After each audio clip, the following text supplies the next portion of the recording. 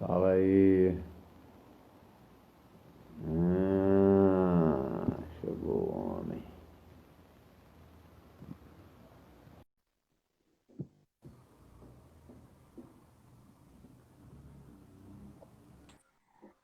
Hello! Ah! Isso é. Como você tá Show, lindo. cara.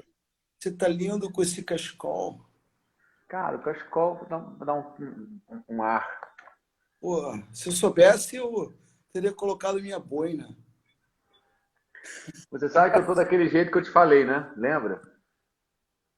Lembro, lembro. Eu tô A desse gente não vai jeito. contar isso. A gente não vai contar isso pro pessoal, né? José Vicente Martins, cara. Porra, como eu amo você. Caralho, você não Edmur, tem noção. Edmur Paranhos, o pensador. Caramba, cara. Você sabe que você é uma das minhas maiores referências na fisioterapia, sabia, mestre? Você é uma das maiores referências para mim como pessoa. Não preciso nem tirar que para ser uma referência como mestre, a pessoa vem junto, né? Pô, as pessoas não Você era um sabem que mito. Você sabe que eu cheguei para fazer estágio com o Palmeiras, mas eu queria só saber quem é o Zé Vicente, quem é o Zé Vicente, esse famoso que todos falam.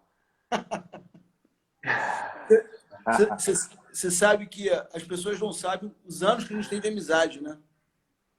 Não sabe, 20 anos, Vicente. 20 anos, cara. 20 anos de amizade. E uma amizade bonita, né, cara? Uma amizade filosófica. Cara, eu vou te dizer que eu sempre gostei de conversar com você. Você é um Os nossos, querido. os nossos papos sempre foram profundos, né? Sempre foram além. Além. Não eram coisas superficiais, né? E a gente Não, tem não esse dá para. nosso grupo na, a gente tem esse nosso grupo na fisioterapia que gosta das mesmas coisas que a gente gosta, né? A Que gosta. confraria. Hum? A nossa confraria, Nossa pô. confraria e essa galera que gosta de filosofar sobre a profissão, né? E filosofar sobre a vida, que é o mais importante. Sabe que eu estava pensando sobre isso, né, Ed? Ah, Quando que você, linda. Ô, quando Vicente, você, olha quem entrou. Olha quem entrou. Laura entrou para lembrar do Tum Tim Tum, cara. Que história incrível que foi essa. qual? A história qual? A gente atendia um paciente, era muito engraçado. Eu ia no Samaritano para atender um paciente que era acompanhante de uma senhora que estava internada. E eu conheci a Laura porque a Laura entrava para atender a tal senhora exatamente na hora que eu estava atendendo esse senhor. Cara, Sei. a forma como eles viam a felicidade entre eles Hum. era muito curioso, cara. Mas é uma história para a gente contar. Vicente, para a gente contar outra hora, senão a gente vai tomar o nosso tempo. Mas eu Você fiquei, sabe, eu fiquei emocionado do Tum Tim Tum apareceu ali, da tava Laurinha. pensando, né? Quando você me convidou para a gente fazer essa live, Ah, primeiro porque a gente se adora, né? uhum. Segundo, era uma maneira de a gente conversar um pouquinho sobre assuntos que geralmente as pessoas não conversam, mas você conversa muito. Eu tenho acompanhado as suas lives com o Paulinho, escritor, lives maravilhosas que eu fico assim, pô, que delícia isso, né? Aí eu pensei assim, quando você falou assim, vamos falar de um tema que a gente goste, que, enfim, esteja na gente e tal. Aí eu pensei nesse tema, né? Felicidade, neurociência, filosofia e abordagem positiva. E aí a gente teve que, para caber no banner, colocar felicidade e abordagem positiva. Mas, na É verdade, a gente isso. vai falar sobre neurociência, porque o seu lance é neurofilosofando, né? Aham. Neurofilosofia. Então, a gente vai falar sobre neurociência e, e felicidade e filosofia. Na Filosofia. verdade, Dá pano pra manga? Você acha que tem alguma coisa a ver com a outra ou você acha que é muita maluquice na minha cabeça, Vicente? Você que é não, um cara cara, mais sensato. eu acho, cara, que esse tema é um tema que, desde os filósofos pré-socráticos, as pessoas já discutiam. O tema felicidade. E depois, com a ciência, depois mais à frente, com a neurociência, as pessoas começaram a tentar explicar isso de forma anatômica, de forma Fisiológica. E é fantástico isso, porque você sabe que eu comecei a estudar isso há muito tempo. Quando eu fiz o mestrado foi sobre qualidade de vida, né? E aí, quando eu comecei a estudar qualidade de vida, eu comecei a estudar a filosofia da felicidade. E aí, cara, eu comecei a ver que tinha muita literatura sobre isso, muita. Desde os livros de autoajuda até as coisas bem encorpadas, né, de filósofos e de neurocientistas. E aí, cara, eu comecei a ver coisas básicas da felicidade, tipo assim, tem gente que defende que a felicidade tem um componente genético. E é verdade. Tem trabalhos mostrando que existem genes da felicidade. Quando eles fizeram experiências com crianças, eles viram que as crianças de meses já tinham uma simetria na ativação do córtex pré-frontal. As crianças mais irritadas ativavam mais o córtex pré-frontal direito e as crianças mais tranquilas tinham mais atividade do córtex pré-frontal esquerdo. E a gente vai conversar sobre isso na live, que vários cientistas falam dessa importância do córtex pré-frontal na felicidade, né? Como várias outras áreas anatômicas. E aí eu falei, cara, que coisa interessante. Aí eu li um artigo dizendo assim, 50% da nossa felicidade tem explicação genética. Os outros 50% a gente constrói. E eu falei assim, pô, que construção é essa? E aí, como eu venho de uma família, você sabe muito bem, você conhece a minha família, minha mãe é teóloga, né? Minha mãe é teóloga, e ela e meu pai fazem parte de encontros de casais já há anos. E você entra aí na casa dos meus pais, lá no Leblon, a casa parece uma biblioteca, cheia de livros. Né? E eu cresci no meio desses livros. Então, eu cresci estudando filosofia, cresci estudando história da arte, teologia, um assunto que sempre me interessou, que sempre me trouxe felicidade. Né? E aí, com o meu mestrado, eu falei assim, eu vou voltar a estudar mais isso. Eu pensei assim, eu não vou ficar estudando só sistema motor, porque eu não trato só o sistema motor de um ser humano. Né? Não existe essa separação cartesiana. Né? O ser humano é tudo. É o sistema motor, é o sistema emocional, é o sistema cognitivo, é o sistema comportamental. E aí eu comecei a me interessar sobre isso. E o meu grande hobby, você me conhece pra caramba, meu grande hobby é estudar filosofia, sempre foi. Então eu falei, pô, é um tema bom. E escolhi um conceito para trabalhar, que é o PNF, que fala justamente sobre isso. Dentro da filosofia do PNF tem uma parte chamada Positive Approach, abordagem positiva, que a gente usa... Você sabe que eu queria fazer um parênteses assim, do que você está falando, assim, para ilustrar. Alguns anos atrás eu fui fazer o seu curso, né, de FNP, facilitação neuromuscular proprioceptiva, e acho que foi a primeira vez que a gente ficou junto mesmo, que eu fiquei junto com você, vendo você dar aula, porque a gente se esbarrava na clínica, conversava, batia papo e tudo. Isso. E já tinha visto você atuando, mas assim, meio de longe, porque eu era da equipe de terça e quinta, você trabalhava segunda, quarta e sexta, você ia para o Deolino. Isso. A gente está se namorando esses 20 anos para ver se a gente consegue trabalhar junto e fica assim. Que doideira isso, cara, mas a gente vai conseguir resolver. Mas uma depois, coisa depois a gente foi fazer uma Mackenzie juntos, né? A gente ficou no mesmo quarto lá em BH. Pô, a gente viajou junto, você foi super seguro, no carro, segurança no volante ali, te conduzindo. Aí, galera, a gente foi fazer uma Mackenzie em BH com o Liberato e o Ed tinha acabado de tirar a carteira. E a gente foi no carro dele. Foi a viagem mais louca da minha vida. Nunca a minha amígdala ficou tão hiperativa na minha vida. Eu só conseguia relaxar quando ele contava alguma piada e tal, porque ele ia cortando o Ed, olha só, mantém esse lado só da pista. Não anda em diagonal, não. A gente não tá no curso, cara. E aí depois o Ed foi lá para Itaipava, para minha casa. Quando a gente foi subir, são 5,5 km de estrada de terra, o pneu do carro dele estourou, caiu numa vala. Eu falei, Ed, deixa que eu dirijo, cara. Começou a escurecer, choveu. Tá chovendo, cara, deixa que eu dirijo. Aí, não, porra, eu quero me testar, Vicente. É legal, isso é um ponto que a gente vai falar. O cérebro... Positive approach, pô. Positive approach. E o cérebro precisa de desafio, né? Aí você queria... Cara, mas não é o momento de você se testar agora. Não, eu vou. Putz. Eu me lembro que o Paulo foi encontrar com a gente lá com um amigo meu da Alemanha, lembra? Com o Benedict? Eu lembro. O Benedict Boomer da Alemanha, que ia dar um curso aqui no Salvou a Rio. gente lá, na verdade. Chegaram na hora que a gente estava chegando, né? Chegaram na hora. Foi a maior sorte, cara. O Paulo trocou o pneu. Que a gente teve luz para trocar o pneu na ladeira. A gente não tinha macaco, o Paulo usou o nariz dele como macaco, eu me lembro. Eu com meu nariz no lado, o Paulo com o nariz dele. Muito bom, cara. Altas histórias. Altas histórias. Mas aí, voltando lá no curso, primeiro, assim, a parte teórica do nosso treinamento no curso, que você, cara, você mostra todos esses conceitos do FNP, considerando o Positive Approach, também na sua prática pedagógica. É uma coisa incrível como você consegue transitar pelas brincadeiras, por quebrar um pouco o clima tenso, levar para a atenção, descer de novo. Você oferece um contraste que faz a gente ficar com tesão de assistir a aula, né? Você seduz. Essa que é a grande característica da educação contemporânea, por determinadas correntes, a corrente alvesiana, por exemplo, né, do Rubem Alves, é que a educação ela precisa ser um ato de sedução. A gente precisa trocar essa ideia de que educar é transferir conhecimento para a ideia de que educação é um ato de sedução.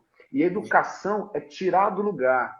Então, quando você se propõe a educar alguém, o que você vai fazer é tirar essa pessoa do lugar, seduzindo para que ela deseje sair desse lugar e não tirando ela. É claro que às vezes um empurrãozinho ajuda bastante, mas a ideia da educação pela sedução você parece que incorpora de uma forma absolutamente intuitiva. Então, assim, durante todo o processo teórico e prático, eu fui tocado por isso, assim, porque realmente você se destaca. Assim, eu tive muitos mestres com muitas qualidades diferentes, mas nesse lugar eu fiquei muito impressionado, Vicente. Eu já esperava uma coisa muito boa.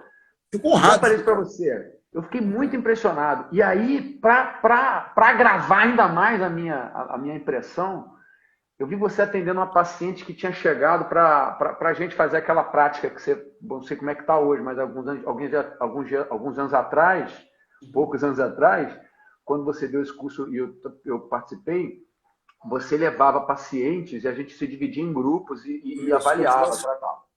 E eu me lembro de você atendendo 2 pacientes, uma paciente ortopédica e um paciente neurológico que era um paraparético muito grave, assim, né? Assim, mas que você conseguia extrair dele, antes de tudo, um brilho do olhar daquele moleque. Eu me lembro até hoje, a sua relação com ele foi uma relação de amizade profunda. Eu me lembro que rolou até um beijo na testa, dava vontade de chorar, cara, de alegria. E eu me lembro que eu olhava para o lado, assim, cara, e eu via toda a turma com um sorriso que uma comissura lateral aqui, outra comissura aqui, assim, sabe?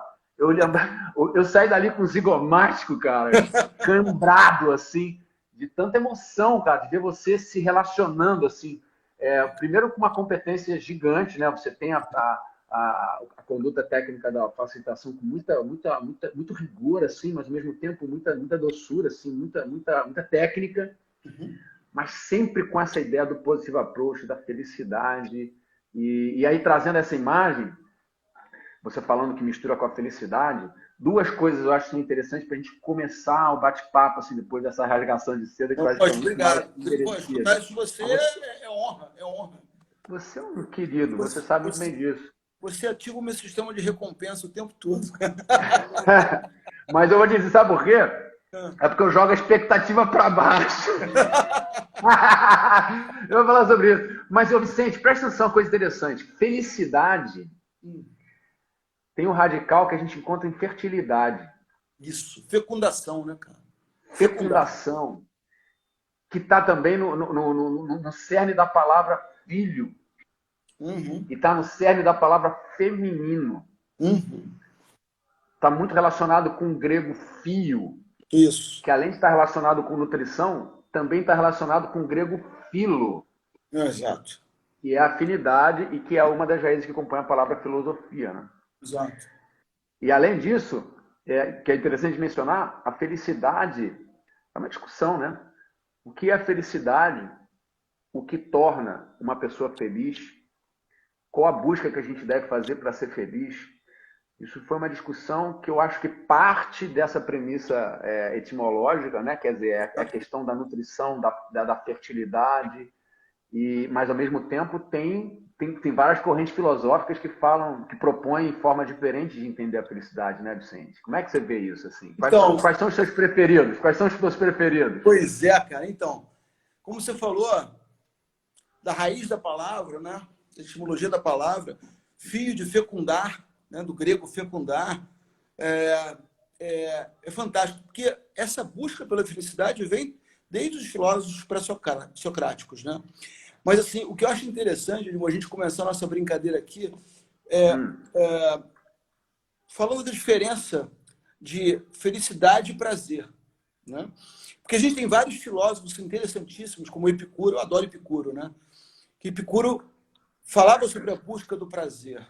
Mas a busca do prazer, segundo Epicuro, não era aquela busca hedonista, pelo prazer puro, né? Tanto que tinha um jardim de Epicuro, o prazer para ele era um prazer com responsabilidade, e era um prazer que ele tinha de estar com os alunos dele, com os discípulos dele, ensinando, trocando e mostrando, né? Ele queria a ausência da dor, mas Epicuro era materialista, né?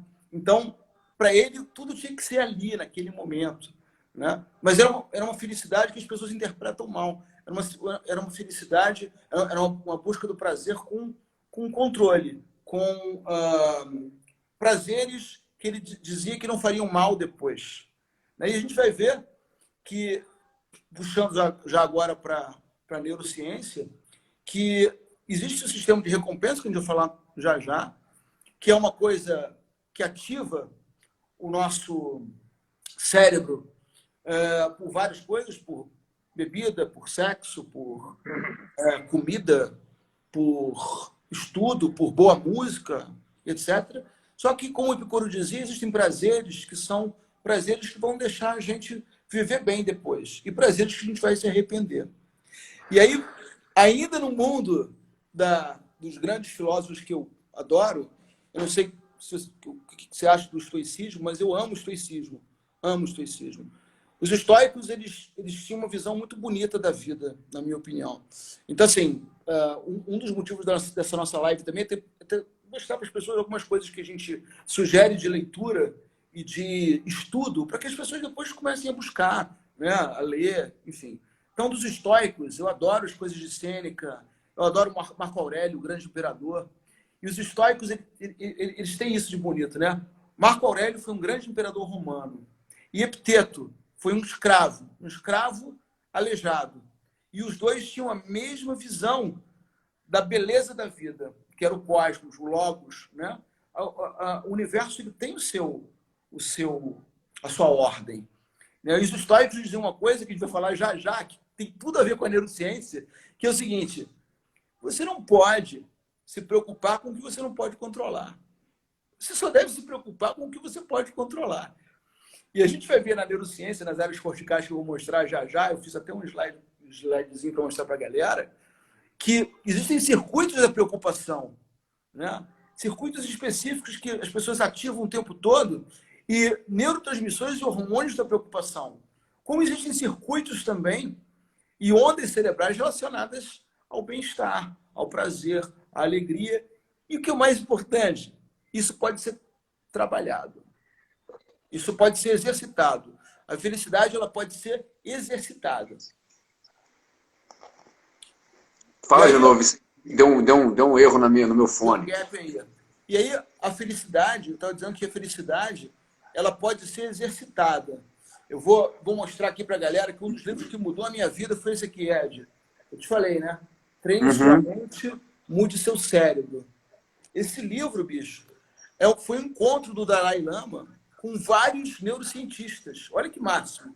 Onde eles resolveram estudar o cérebro das pessoas que meditavam há muito tempo. E aí, bicho, eles viram o seguinte, que os meditadores de longa data, né, eles tinham mais ativação do córtex pré-frontal esquerdo, ou seja, eles ativavam mais momentos de alegria, de prazer, de pensamentos positivos. Quando eles meditavam profundamente, eles ativavam mais as ondas gama, e isso permanecia após a meditação. E eles, no momento da meditação, quando comparado com os noviços, com as pessoas que estavam começando a meditar, olha que legal, eles ativavam mais regiões específicas, como a ínsula, como o giro cingulado anterior, com o córtex somato-parieto temporal, a junção parieto-temporal, né? O córtex somato-sensitivo, várias regiões importantes quando a gente fala, né? E quando a gente faz essa correlação com os pacientes com dor crônica, né? A gente vê, caramba, por que a meditação é tão indicada para as pessoas que têm dor crônica, né? Então, enfim. E aí, depois eu vou jogar essa bola para você, que eu sei que você gosta muito dele. Quando a gente fala de Nietzsche, que foi um homem que sofreu muito, né? Nietzsche era um homem que sofria com dores, com náuseas, enfim. Mas vamos lembrar a história de Nietzsche, né? Nietzsche foi filho de pastor luterano, foi neto, parte de mãe e pai de pastores, viveu num ambiente, assim, muito reprimido na época dele. E pouca gente sabe, cara, mas Nietzsche contraiu sífilis num bordel, né? Eu não sabia, não. Pois é. Na verdade, olha que loucura. Nietzsche morreu aos 56 anos, né? Os últimos 11 anos da vida de Nietzsche, ele ficou louco. Ele dizia que era Napoleão, ele dizia que era Jesus Cristo, que era Buda, etc. Né? Eu nunca li sobre isso, mas eu acho que o que ele teve foi uma demência sifilítica. Porque demência sifilítica é um tipo de demência que a pessoa tem pensamentos de megalomania. Se acha superior, se acha fantástico, enfim. Durante a vida toda, durante a produção toda de Nietzsche, ele viveu com o sofrimento, com dor, ele se isolava lá nas montanhas, enfim. E ele usou o sofrimento, ele dizia assim, aí eu vou jogar isso para você, ele dizia assim, eu desejo para os meus amigos sofrimento, eu desejo para os meus amigos desamparo, eu desejo para os meus amigos doença, porque a gente atinge a felicidade e cresce quando a gente passa por esses momentos difíceis. Né? Olha que doideira. Então, a busca da felicidade, o entendimento da felicidade é doida, porque cada um vai brincando de uma forma, né? Nietzsche falou sobre isso, Sartre, que é outro cara que eu amo, né? Que fala sobre as nossas escolhas, a relação dele com a Simone de Beauvoir, eu acho fantástica. Enfim, que fala do poder das escolhas, que a gente é feliz quando a gente realmente assume as nossas escolhas. Então, o que é legal é que esses caras todos, cada um foi mostrando de uma forma, né, como eles buscavam a felicidade. E a neurociência depois veio mostrar que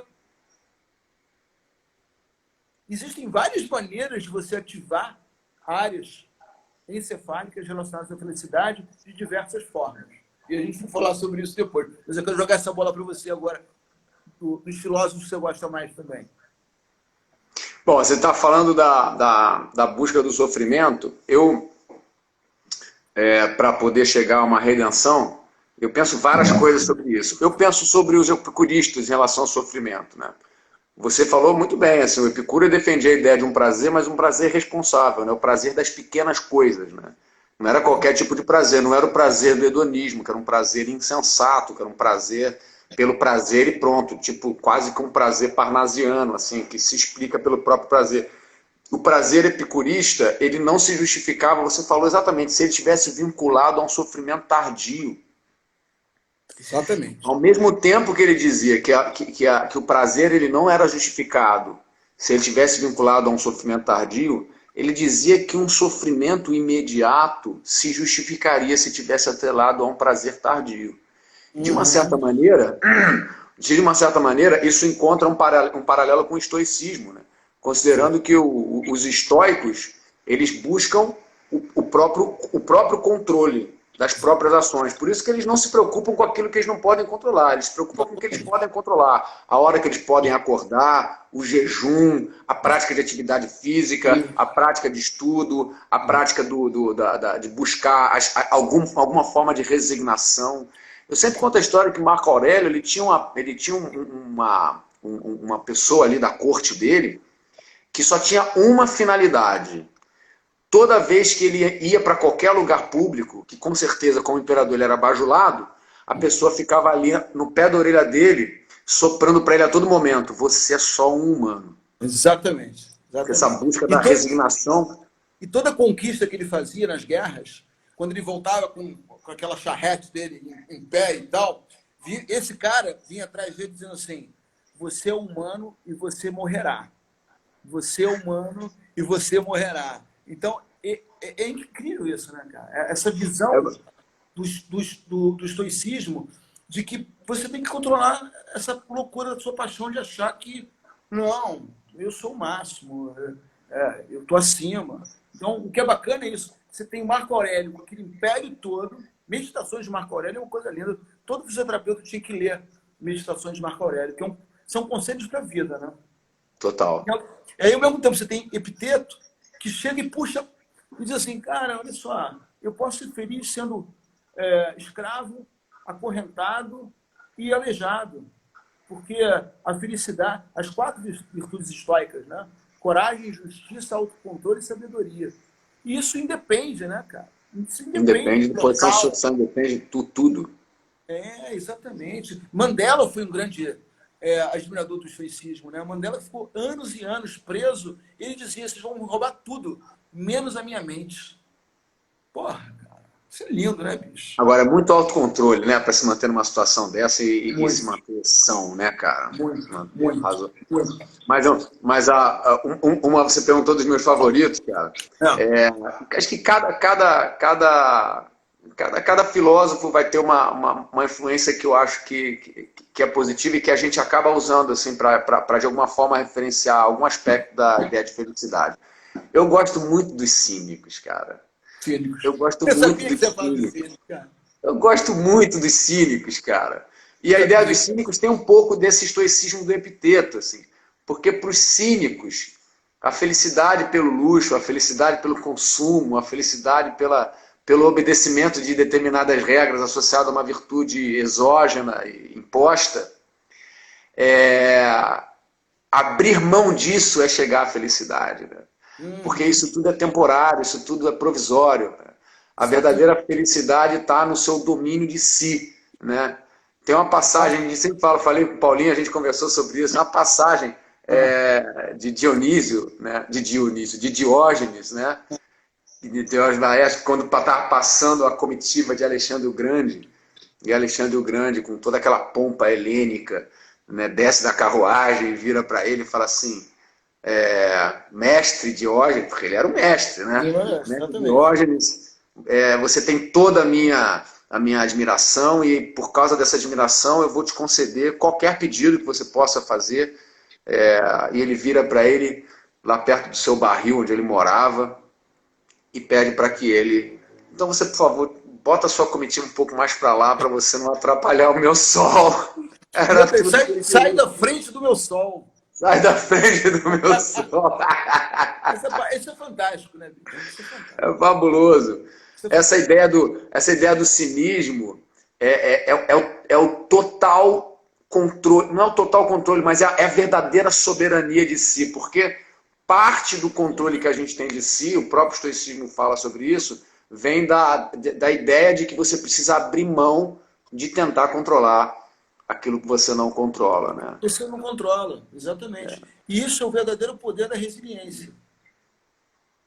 E tem vários. Agora, tem um aspecto da felicidade, por exemplo, em Platão, que vai um pouco na contramão disso, assim, o filósofo do idealismo, né? Exato. Então, Platão confunde a ideia de felicidade com a ideia de telos, né, do grego, que é a meta, né? Exato. Então, para Platão, a felicidade está relacionada a você ter uma meta e ir no sentido dessa meta. É o desejo. Ou seja, o desejo pela idealização. Quer dizer, muitas vezes a pessoa se torna feliz por desenvolver a meta, mas não necessariamente ela vai conquistar a meta. Conquistar a Ela meta. não é muito pragmática. Ela não é pragmática como a felicidade pelos estoicos, né? Ela não é pragmática como a felicidade pelos cínicos, que é uma felicidade, né, imediata, ou a felicidade do Epicuro, né? Apesar de que os estoicos, eles também têm uma teleologia, né? Sim, sim, sim, sim. Porque, de uma certa forma, eles vão controlar o que eles podem controlar para poder desenvolver algo que eles pensam que podem desenvolver, né? É, exato. Até porque os históricos acreditavam na ordem do universo, né? No cosmos, né? No logos. Né? E o que é bacana, nesse sentido de Platão que você falou, é que Platão dizia que o próprio amor, Eros, ele deixa de ter o desejo quando você conquista. Quer dizer, Que coisa de maluco, né? Que coisa doida, né, bicho? É só o ideal, é só o ideal. É só o ideal. Aí, Ed, eu queria aproveitar e mostrar isso aqui, ó, que eu fiz para a gente lembrar. Olha só. Peraí. Tá vendo aí? Tô. Circuito de recompensa, né? Tira um pouquinho os comentários para o pessoal poder ver. Como é que tira o comentário, cara? Eu não sei. Como é que faz isso? Tem um negócio aí embaixo para você tirar os comentários. Puta, peraí. Ah, tá aqui, achei. Pronto. Isso. Aí, olha só. Para a gente brincar da felicidade, né? A gente tem que falar um pouquinho da neurociência e mostrar o seguinte: esse aqui é o famoso sistema de recompensa, né, cara? Você sabe que esse sistema de. Aqui, para quem não é da área de saúde, né, só para lembrar, isso aqui é o encéfalo, né? Aqui é o tronco encefálico, o bulbo, a ponte, o mesencéfalo, que é atrás do cerebelo, e aqui em cima o cérebro, né? Com telencéfalo e diencéfalo. Essa areazinha aqui, ó, chamada área tegmentar ventral, tem neurônios que vão daqui para o hipotálamo e para o córtex frontal, para essa região aqui chamada núcleo accumbente ou accumbens. Né? E daqui para o córtex pré-frontal. Opa. E aí é o seguinte, essa área é a área que a gente chama de sistema de recompensa, né? Feixe prosencefálico medial. Então, é uma via dopaminérgica, principalmente, mas tem outros neurotransmissores também, que são superativados aqui quando a gente tem alguma recompensa. Então, quando a gente bebe, quando a gente fuma, quando a gente transa, quando a gente quer alguma coisa demais e se sente recompensado, essa via aqui, né, desde o tronco encefálico até o núcleo accumbens, no lobo frontal, é uma via ativada e a gente sabe que esse sistema de recompensa aqui, através da dopamina, que é o neurotransmissor da recompensa, tem outros também importantíssimos, que as pessoas que se drogam e que, enfim, acabam buscando muito o sistema de recompensa, depois de um certo tempo, esses sítios aqui relacionados ao neurotransmissor, eles vão diminuindo e a pessoa precisa de mais, para poder se sentir recompensada. Aí, Edmur, quando a gente fala de... Peraí que eu botei um blush aqui em mim, tá horrível. Você tá parecendo Donald Trump, pô. Pronto, tirei. Tô normal? Cara, tá meio estranho, tem uns brilhinhos aí. Porra que eu botei aqui? E agora? Agora parece que você tá no sol, tá lindo. Aí, olha que legal. Tem gente que associa felicidade a esse sistema de recompensa. Mas são coisas que a gente sabe que são bem distintas, né? Porque esse sistema de recompensa, ele é momentâneo, ele traz alegria, ele traz prazer. E você sabe como é que eles descobriram isso? Não sei se a galera que está acompanhando a gente aí sabe.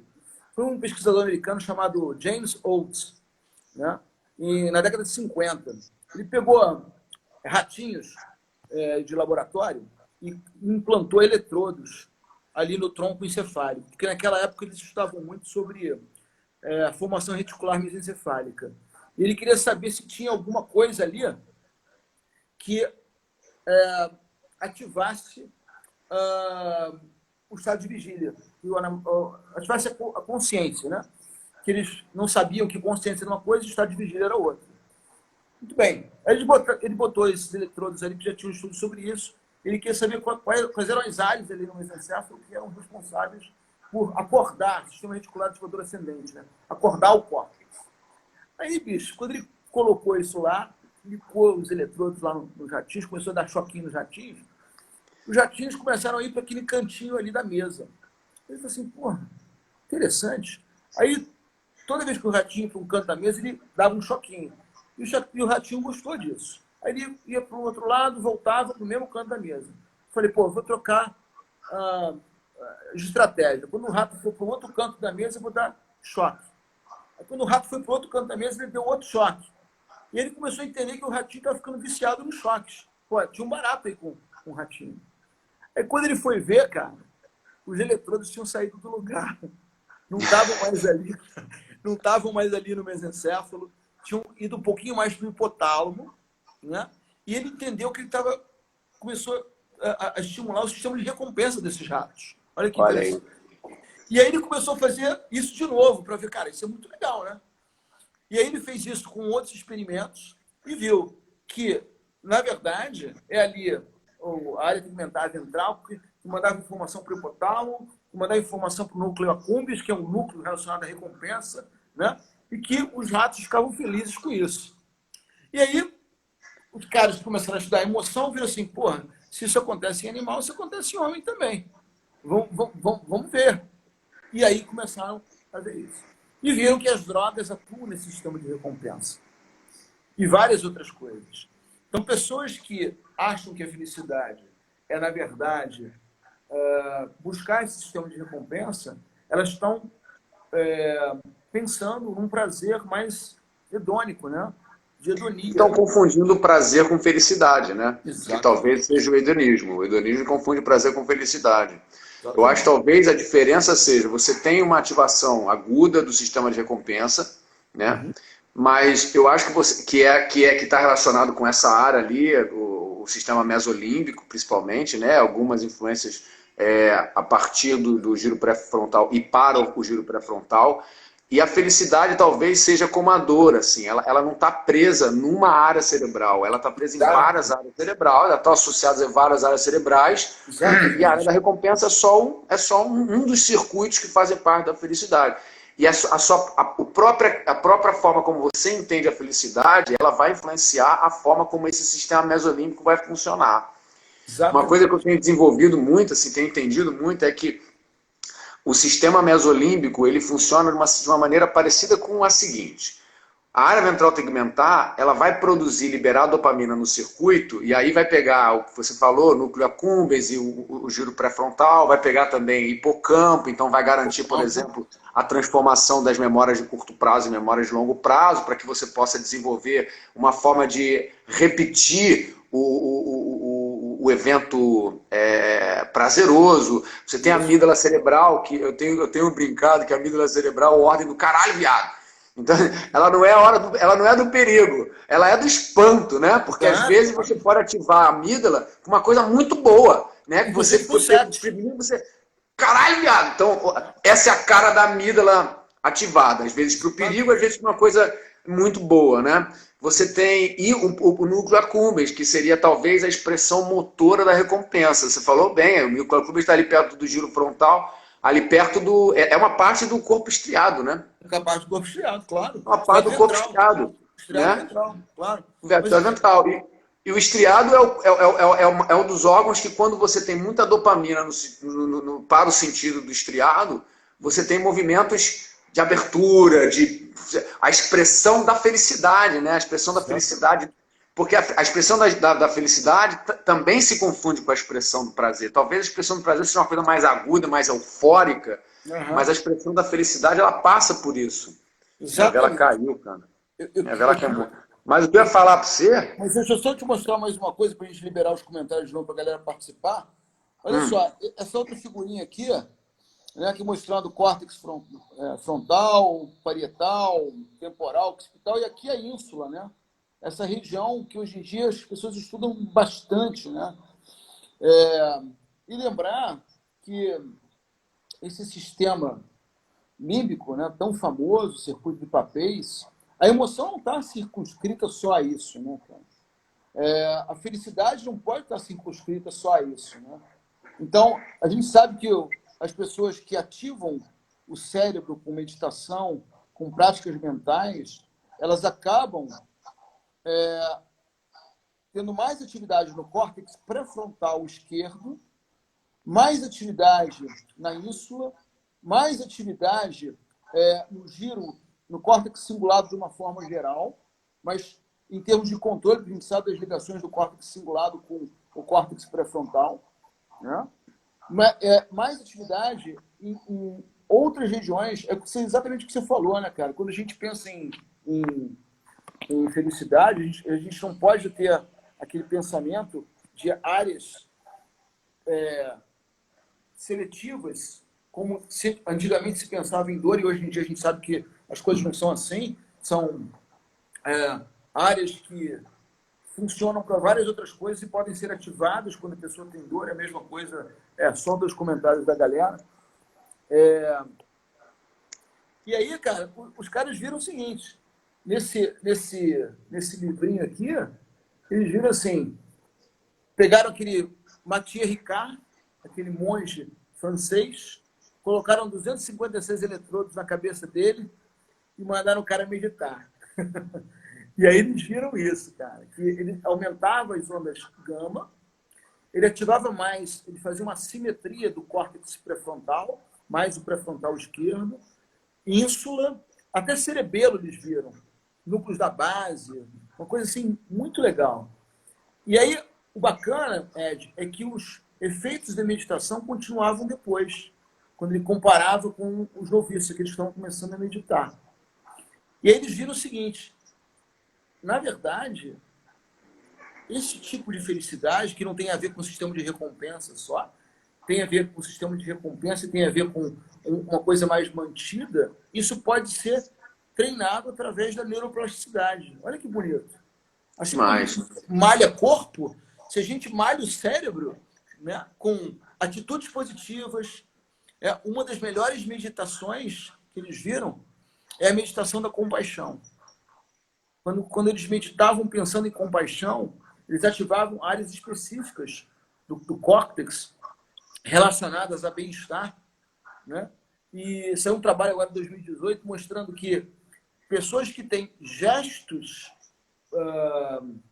bonitos e gentis, elas ativam mais a região parieto-temporal, que tem a ver com várias coisas relacionadas a esquema corporal, a outros conceitos de eu. Forma de significar o mundo também, sabe, Vicente? Porque o que eu ia falando, até mesmo do próprio uso do sistema de recompensa, é que você vai ter produção e liberação de dopamina pela área ventral tegmentar, assim que você tiver uma expectativa realizada. Se você tem uma expectativa realizada ou superada, o seu sistema, o seu sistema de recompensa, ele vai querer de alguma forma fazer você aproveitar aquele momento, então o seu movimento vai ficar mais amplo, a sua expressão vai ficar de abertura, de aceitação mais forte, né? E ao mesmo tempo, você vai memorizar todas as condições relacionadas àquele evento. Então você tem essa produção para essa finalidade. Ao passo que se você não realiza a expectativa, a tendência é a área ventral tegmentar ficar mais inibida. Produzir e liberar menos dopamina no circuito. E aí você tem menos dopamina no circuito, a sensação de rigidez, a sensação de fechamento, uma inexpressão. Então eu acho que a forma de você significar o mundo, ela sim é que vai fazer com que as áreas do prazer se manifestem de uma outra forma para gerar, para fortalecer a ideia da felicidade, para não sendo a felicidade em si, mas para trabalhar como uma das dimensões da felicidade, né? E é interessante para a clínica, e você faz isso assim, cara, eu vi. Você faz o camarada que é paraplégico se encantar com a ideia de levantar e controlar o tronco. Você fala assim, cara, você não é a perna, mas o tronco. E você consegue seduzir o cara para o tronco. Você olha para ele, você fez o teste dele, você fala assim, cara, o tronco esse cara vai conseguir. Então você cria uma meta que é realizável, você faz a significação do evento do cara baixar para o que é realizável, você mostra para ele que ele realiza, e aí o cara tem uma bomba de dopamina no circuito, ele se sente recompensado, ele vai para casa com aquela ideia de recompensa, que é o primeiro passo do treinamento dessa neuroplasticidade que você está falando. Se você faz o cara realizar a percepção da recompensa, da satisfação, mesmo que seja com uma coisa pequena, ele vai ficar viciado em ter uma satisfação com pequenas conquistas e vai entender a importância da pequena conquista. E o Paulo Freire falava uma frase, cara, o Paulo Freire, ele tem uma frase para definir utopia, ô Vicente, que é linda. Ele fala assim, ó, fazer hoje o possível de hoje para fazer amanhã o impossível de hoje. Que maneiro, cara. Lindo. Porra. Lindo isso, lindo. Paulo Freire é tudo, né, bicho? Puta merda. Você foi um grande estudioso, né? Sempre de Paulo Freire na educação. E o que a gente faz com os nossos pacientes é realmente educar. É educar nesse sentido, ressignificar. Né? É, às vezes, mostrar para ele que esse mito da verticalidade é um mito. Que ele pode ser o melhor, isso vem muito do estoicismo. Você pode ser o melhor no que você é sentado numa cadeira, se você não conseguir levantar. Se você conseguir levantar, ótimo. Mas no momento que você pode isso, vamos ser o melhor nisso. Aí vem um conceito, Ed, que tem tudo a ver com felicidade. Tem um cara que eu acompanho no YouTube já há um tempão, que eu gosto muito, chamado Pedro Calabres. Ele é um neurocientista que tem uns vídeos muito, muito legais. E num dos vídeos dele, ele fala o seguinte, isso vem de estudos do Daniel Goleman, de vários pesquisadores. Existem dois tipos de eu, de uma forma geral. O eu experiencial e o eu projetivo. O eu projetivo tem a ver com o nosso passado e com o nosso futuro. Então, tem a ver com as nossas conquistas e com os nossos objetivos. Esse é o eu projetivo. Então, o que significa isso? O eu projetivo diz assim, cara, eu sou Vicente. Caramba, eu me formei, eu me tornei professor da UFRJ, eu me orgulho das minhas conquistas, né? Beleza.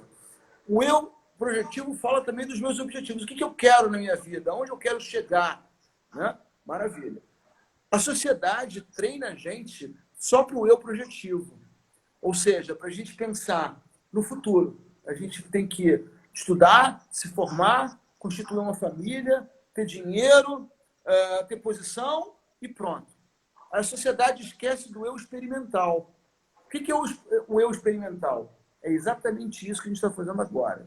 A gente está aqui, eu e você, curtindo nós dois, nosso papo e as pessoas que estão assistindo a gente.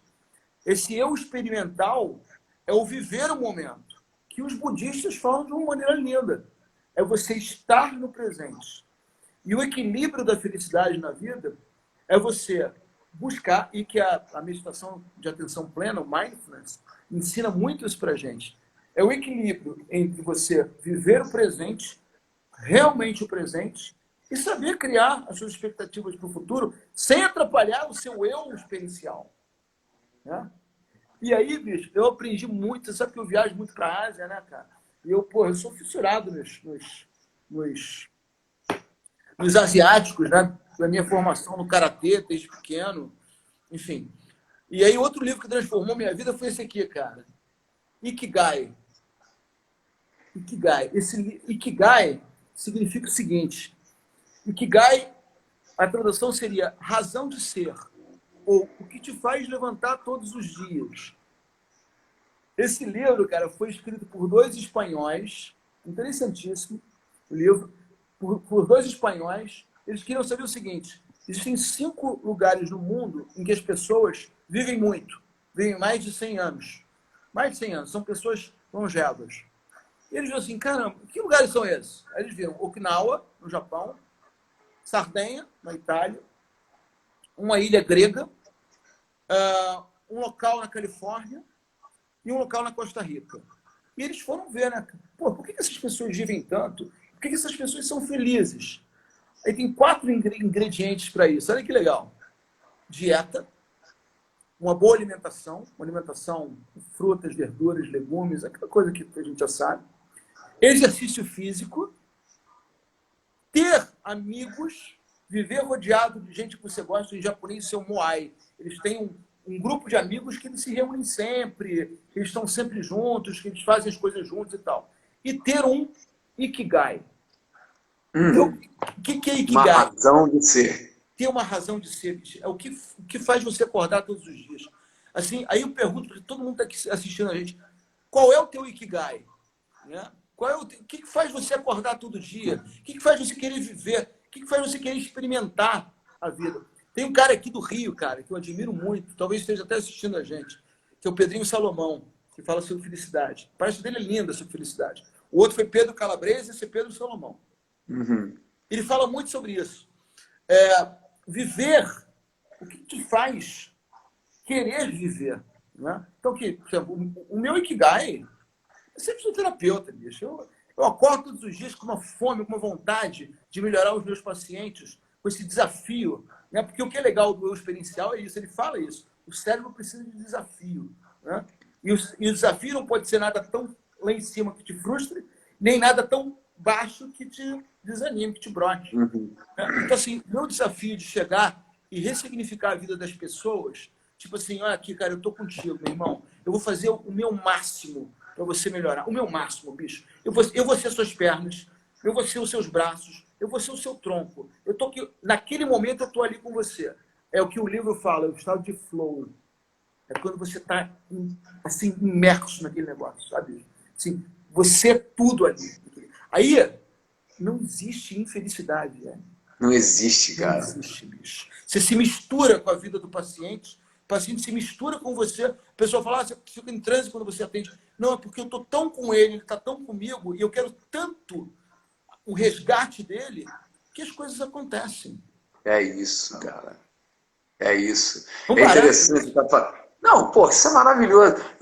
Assim, eu tenho muito essa relação com meus pacientes no âmbito privado, né? Assim, no consultório e tudo. Quando começou a quarentena, eu caí num estado de tristeza, cara. Assim, porque eu acho que eu tomei uma porrada no meu Ikigai, porque de repente eu tinha 25 atendimentos marcados na semana e passei a ter 3 atendimentos, cara. A gente fica pensando, porra, são as contas e não sei o quê. Eu não sei se é só isso, não. Eu acordava e falava assim, cara, e agora? Uhum. Vou arrumar minhas coisas. Aquela coisa aí pegava e começava, mas porra, não vem ninguém para eu falar, para a gente poder conversar, para poder sair.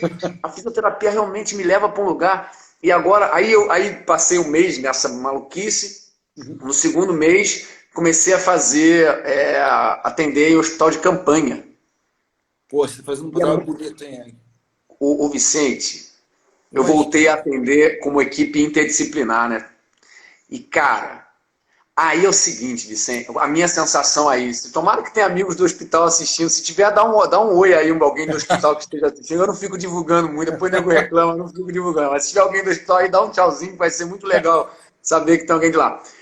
E lá, quando eu entro lá, a gente primeiro tem um ritual enorme, porque você está se aparamentando, então você tem que botar um pijama que eles te dão lá, um capote que te dão lá, uma máscara assim, um negócio. E aí você se aparamenta todo. Isso já é um processo ritualista. Meu fogo está acabando aqui, mas é só o fogo da vela, tá? E eu esqueci de comprar vela, por isso que eu deixei a luz acesa lá atrás. Mas aí eu entrei no hospital. Quando a gente paramenta, tem todo o ritual de entrada, e quando eu entro lá, cara, essa sensação de entrega, que é quase uma catarse, mas ao mesmo tempo tem uma teleologia com as pessoas, com os pacientes, também é com a equipe, cara. Então, entrar em contato com um enfermeiro que está ali precisando de ajuda, com um técnico, com um outro fisioterapeuta. Cara, os meus plantões são todos assim, o fisioterapeuta assim, vamos fazer o que cada um faz rápido para depois a gente se juntar logo e ir circulando por todos os pacientes coletivamente. O Vicente, a experiência, cara. Fantástico. É uma merda de dinheiro que esses caras de hospital na fisioterapia ganham. É triste de ver como a gente é subvalorizado. Mas não faz a menor diferença, cara, porque é a galera que mais ri tá na fisioterapia, bicho. É muita alegria.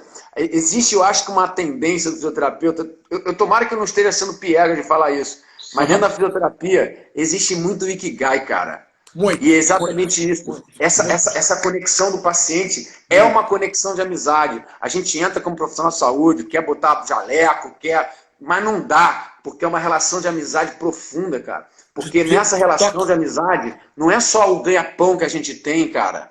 É o brilho do olho do camarada vencendo uma barreira, olhando para você e sabendo que você faz parte daquela vitória. E você faz isso com um monte de gente diferente, cara. O dia inteiro. 10 pessoas, 15 pessoas. Cara, isso é alimentador, bicho. Eu não sei nem o que a gente... Você inunda o cara de ocitocina. E é muito engraçado, porque bate nele e volta para você também. Assim, Claro, é um processo de ocitocina coletiva, cara. A gente se inunda de ocitocina. E isso é que é lindo.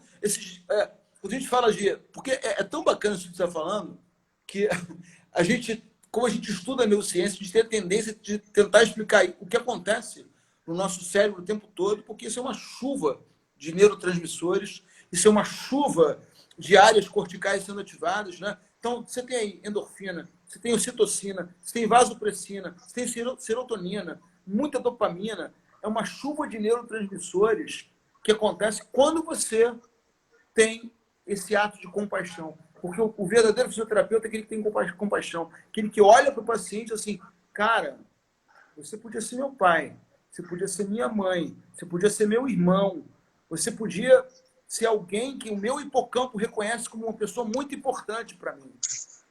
Eu acho que o Instagram vai derrubar a gente. Quer voltar? Vai cair, cara. Você quer voltar para dar um encerramento? A gente falar direito, porque a gente vai acabar em 2 minutos.